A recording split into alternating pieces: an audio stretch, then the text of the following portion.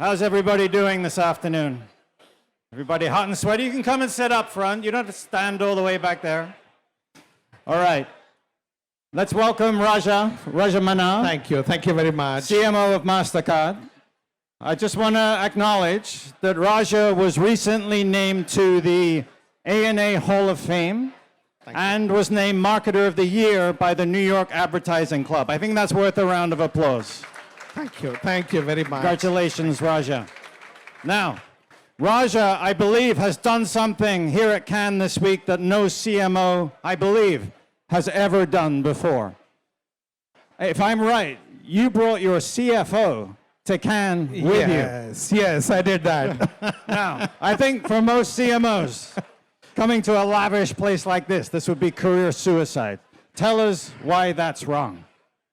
See, firstly, when you look at the relationships between the CMO and the CFO, typically they tend to be very strained.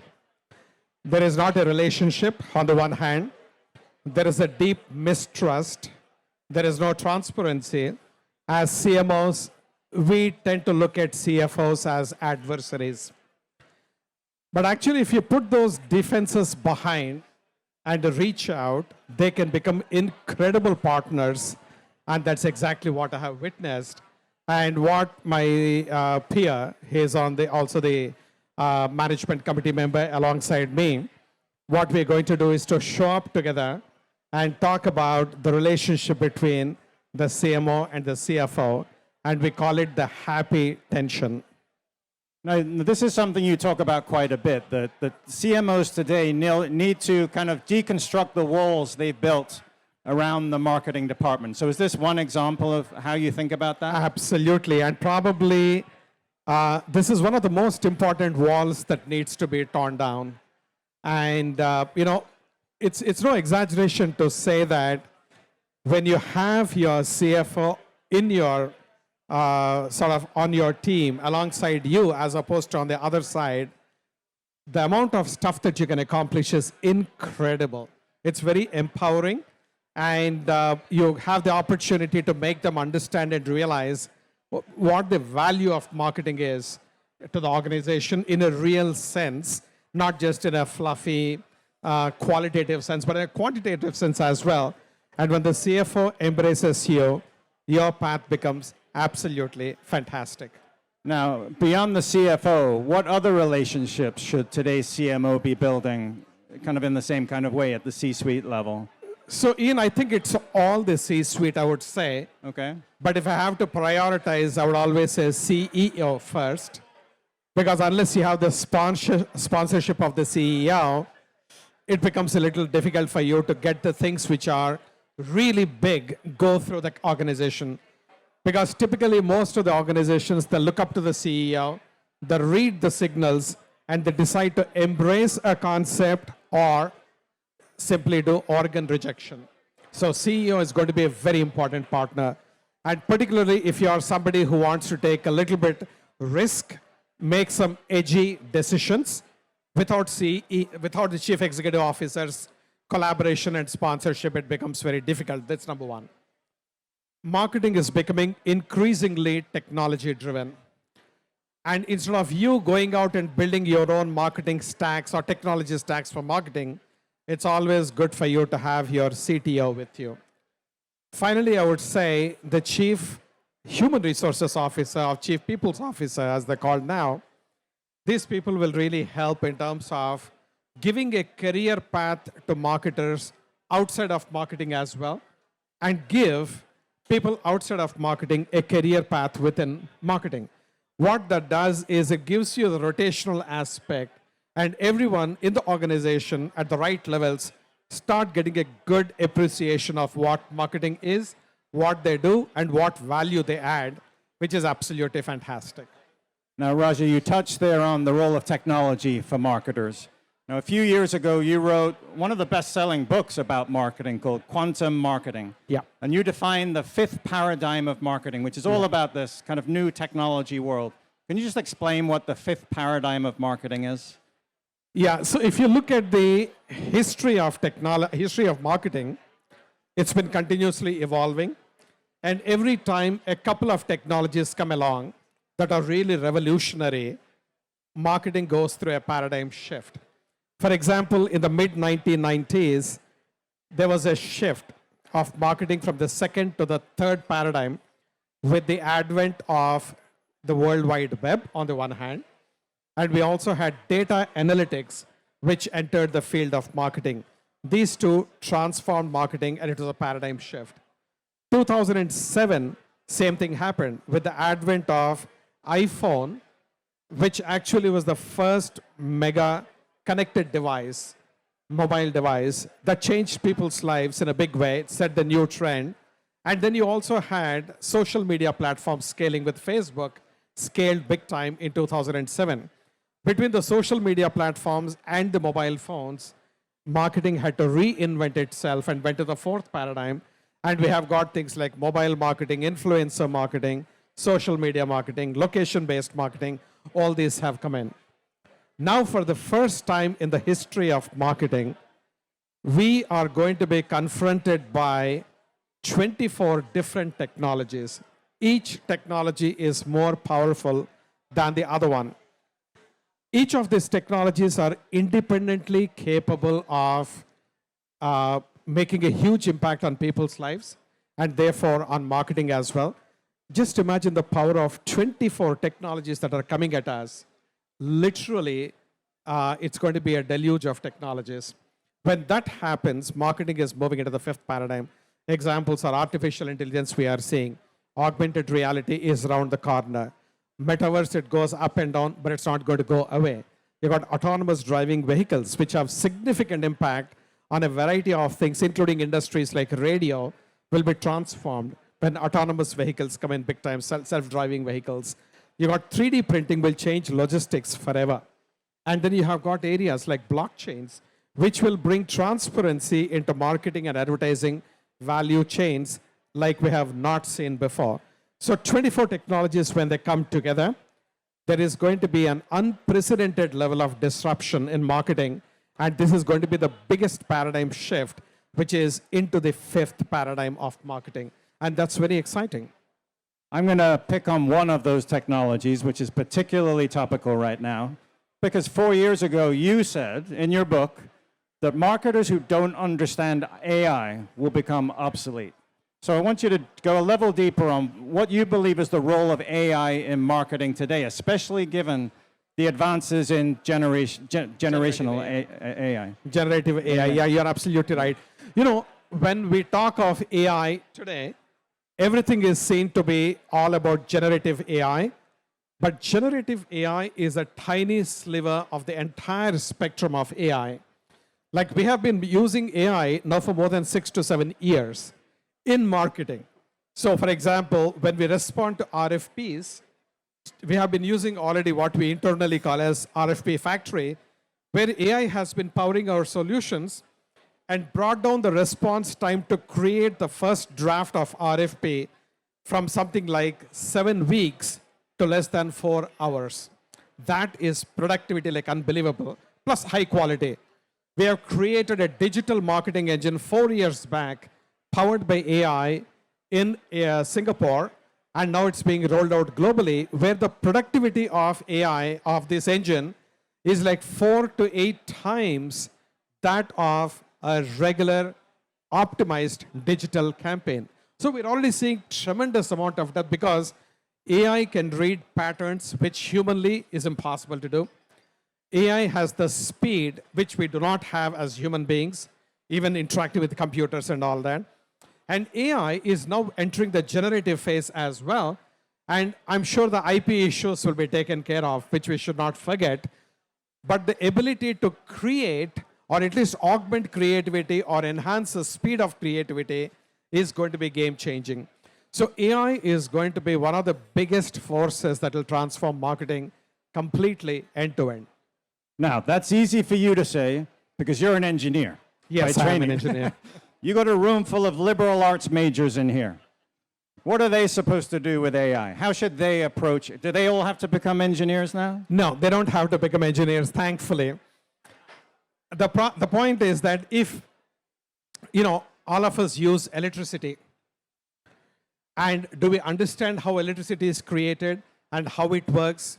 Not necessary. But you need to know that electricity, if you put your finger in the plug, that you'll get a shock. And therefore, you know what to avoid. And you know that if you turn the flip on, it can give light, it can give sound, it can do so many, it can heat up your room, whatever else it is, right? So if you look at AI just like you look at electricity, you don't need to understand the intricacies of AI, but have enough knowledge to be able to say, what can I use it for? Where can I not use it for? And where can I get the shock, like with electricity? Or where can I get the benefit, like the heat in a cold winter night?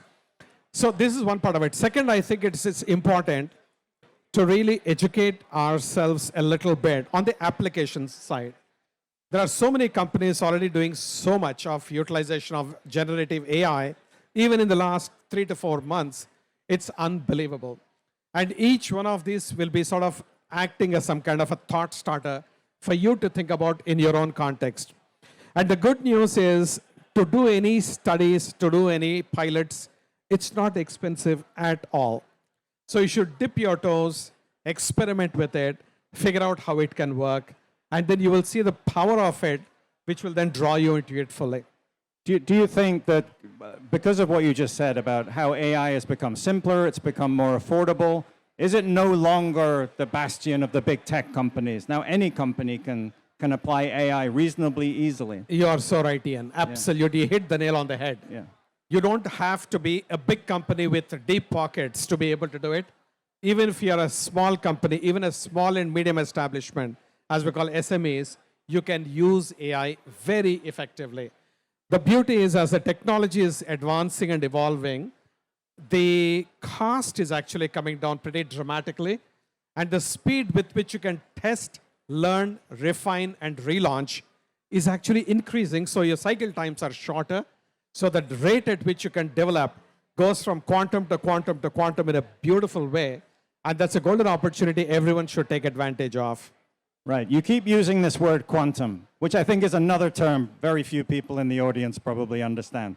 And in your book, you refer to a term called quantum experiential marketing, which I think is kind of the outcome of the fifth paradigm, if you apply it correctly. Can you just explain what you mean by quantum experiential marketing? Yeah. So basically what it means is, when you look at advertising, typically advertising is, if you look at mass advertising, it's at a huge scale. You reach millions or tens of millions or hundreds of millions of people. And the problem with advertising now is it's getting more cluttered. People's attention span is going down. People intrinsically don't like an interruption to their experience, which is what advertisements do when you're watching any content. So they are trying to find out other ways by which they can experience seamlessness in whatever they're doing, whether they're watching a video, so they're willing to pay money to be in an ad-free environment, or they're going, so it means that basically they are so sick and tired that they're even willing to pay money to keep those ads out. When that happens, do you still stick to the traditional model of advertising, or do you try to engage consumers in some other fashion? And the latter is the answer. One of the ways we figured out at Mastercard is to go into experiential marketing, meaning create and curate experiences that money cannot buy, but you can get them only if you have a Mastercard. But the problem is experiences are very expensive and they're very difficult to scale, maintaining a high quality of fulfillment. Because when you are talking about experiences that money cannot buy, but you can get only through Mastercard, you are setting expectations out here. And if you don't meet those expectations, the end outcome will be the opposite of what your desired outcome is. So therefore, you need to figure out literally an engine that will give you that quantum leap in the world of experiential marketing, where you can curate and reach consumers at huge numbers, because you're talking of substituting advertising with these experiences, and making sure that the quality of these experiences is outstanding and the cost doesn't make your company go bankrupt. So when you look at all this, this is what I call is a quantum experiential marketing, meaning doing it at scale, economically, with outstanding quality. Literally, it is a quantum leap from where we are today. I'm going to make a massive assumption and say that what you're talking about at Mastercard, you connect to your priceless brand campaign. Totally. So that's how you think about That's tying up- exactly yeah. right. No, if you look at Priceless campaign, it used to be an advertising campaign.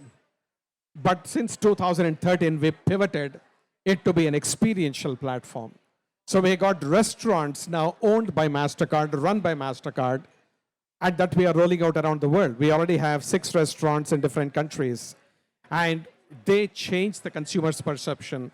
And we have had almost, I would say, in the last 12 months, more than 400,000 consumers, the ultra high net worth individuals and the high net worth individuals who have gone through that.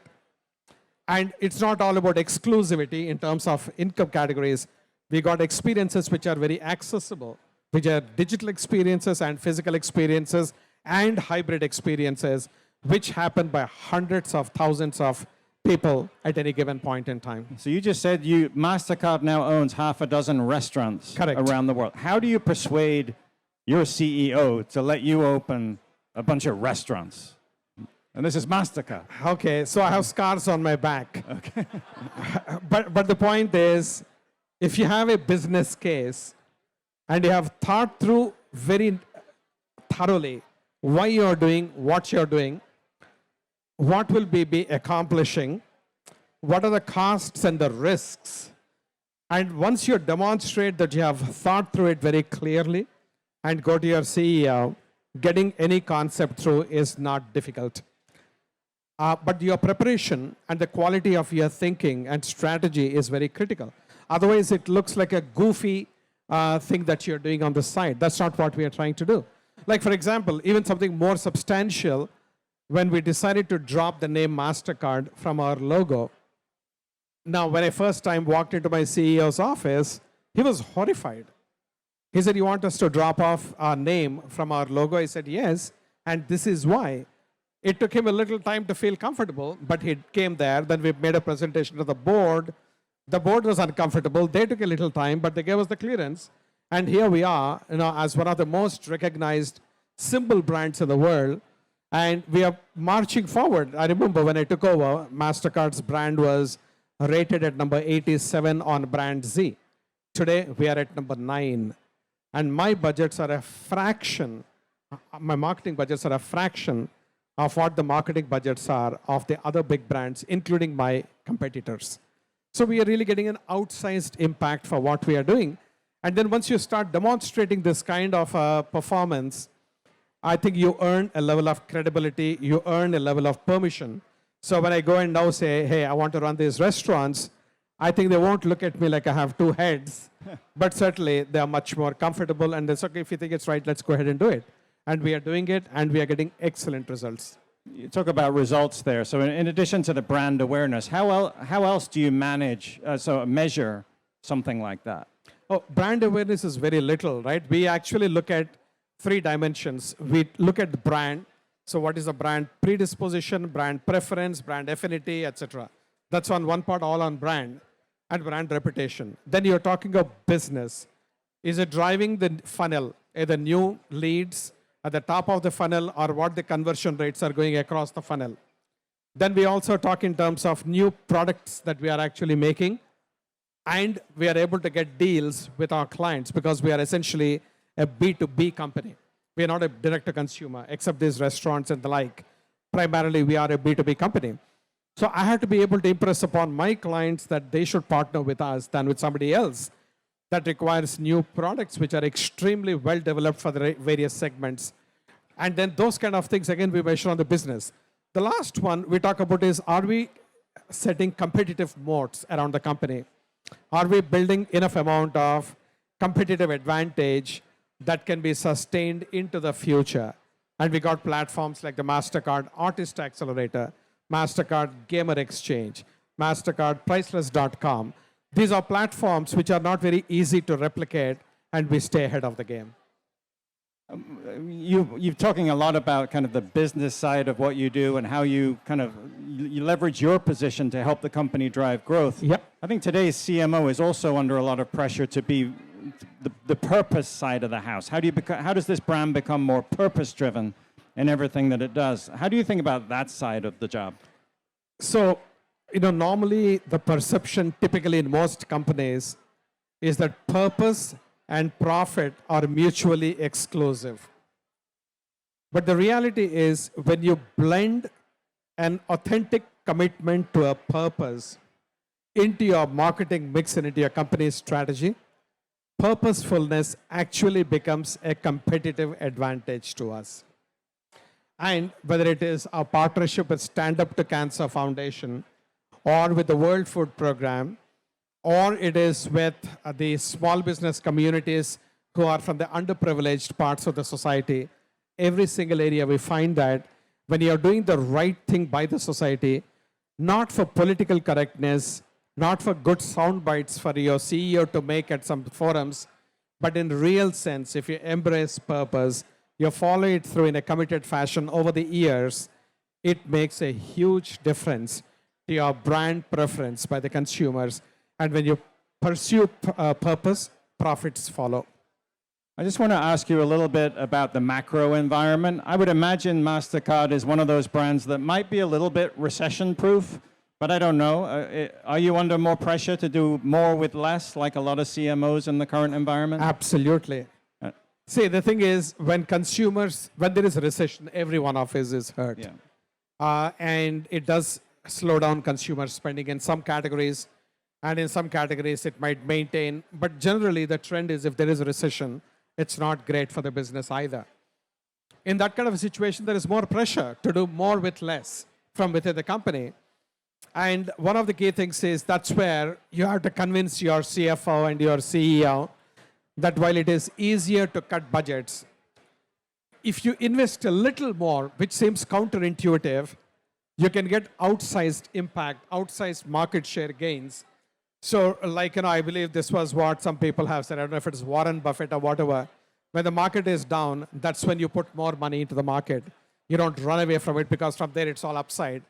In a pretty much similar way, when the market is actually in a economic turmoil, that's when you should stand up as a brand, stand out, and that investment gives you outsized returns and you punch way above your weight. One of the areas that a lot of brands are investing more and more in is streaming television. As more like Netflix and every other streamer launches ad-supported platforms. And it gives you an opportunity to engage the customer in different ways, a more experiential way.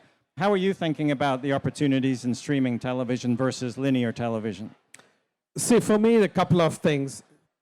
The channel is a way for you to accomplish the objective of the company.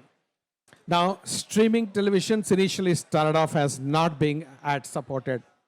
But then, once you have reached a particular level of growth as a streaming channel, then you want to grow further, you want to go down the pop strata, and when you do that, you have to offer free. And in order to support your getting their attention instead of their dollars. So, I see the business model from their side. My thought will be a little different, which is that if the consumers who can afford to pay the $9.99 or $20, whatever, they are going there because they want a beautiful, seamless, uninterrupted experience. So if you're looking for the economically stable kind of populations, I would not look to streaming television as my first go-to place. But then when you're going below that, so the people who are actually either don't want to spend money but still want free content, and they're willing to give their attention, whichever way it is, I would actually evaluate to say, are they really viewing the ads? What the productivity is? I will test, learn, before I commit myself to anything of that sorts. So this is one part of it. Second, it's all in the overall mix of everything else that is available. Now, as I said, at Mastercard, at one point in time, more than 90% of our marketing budget was on advertising. We flipped it pretty significantly, I cannot tell exactly what percentage of advertising or what percentage of marketing dollars in advertising, but it's not 90%, it's far lesser. So we pivoted more into experiences. Our growth in spending will be more on experiential marketing than on advertising. So we are in a slightly different position than most other companies. Now, Raja, probably my final question, but you're probably one of the most forward-thinking CMOs in the industry. If we're talking about AI a lot this year, what do you think we'll be talking about a year from now when we all get back together at Cannes? I think we'll continue to talk about AI quite significantly even next year. That's for sure. And I think we'll get more standards maybe. We'll have maybe some semblance of regulation on AI. And we'll have companies evolving their policies around generative AI. I think those will continue. But I think in addition to that, AR, with Apple's recent announcement, I think will start getting a lot more traction. And yes, right now the device is not for everyone, given the price point. But I think that's a space. Augmented reality clearly has got a tremendous potential. And I think that's something which we will see some good progress on. Great. Do we have any questions from the audience for Raja? He did promise me backstage that the best question would get a free experiential ticket to the Foo Fighters tomorrow night. I'm kidding. That elicited immediate response. Love the food.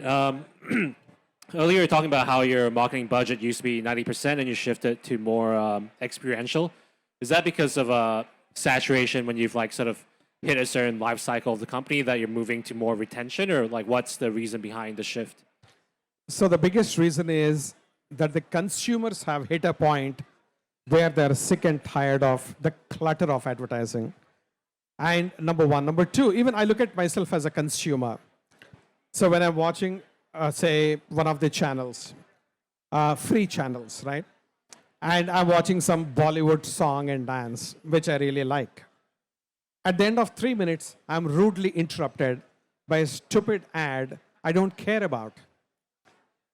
We talk as marketers about giving consumers an uninterrupted, frictionless, seamless experience. I was having good experience till you, the marketer, came along. And you introduce friction into my experience. And now you take me so much for granted that not only one ad, now you're serving me 2 ads at a time.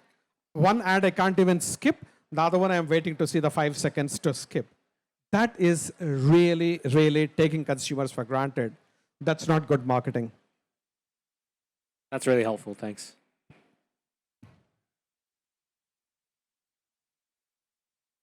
Hi. So you talked about offering both in-person experiential and digital experiential. What types of digital experiential have you found most resonant with your customers and consumers? Like, what have they found most exciting to them as a digital experiential? So 2 things I find. First is an experience with family. Like, for example, a cooking lesson from a well-known chef for the whole family. They'll love those, number one. Number two, a one-to-one interaction with a celebrity.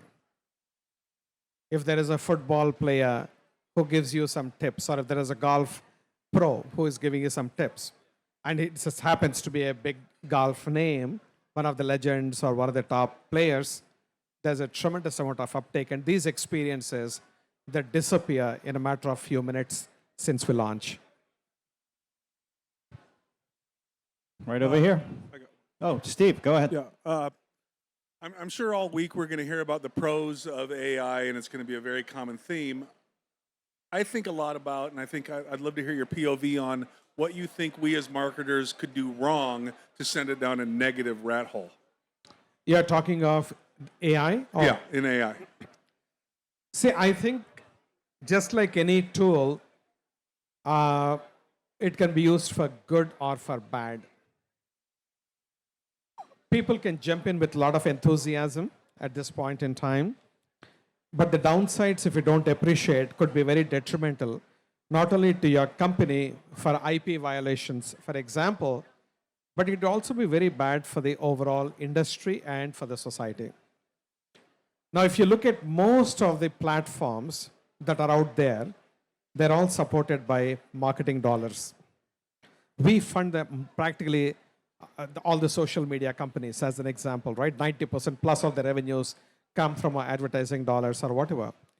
So the point is when, for example, things like harmful content gets into the realm of AI, where it can easily beat the filters and show up next to our websites, and we end up paying for them because we have to when the exposure is there, we will be actually encouraging bad behavior, and it's very detrimental. And that's when regulators will come hard on us, as they should.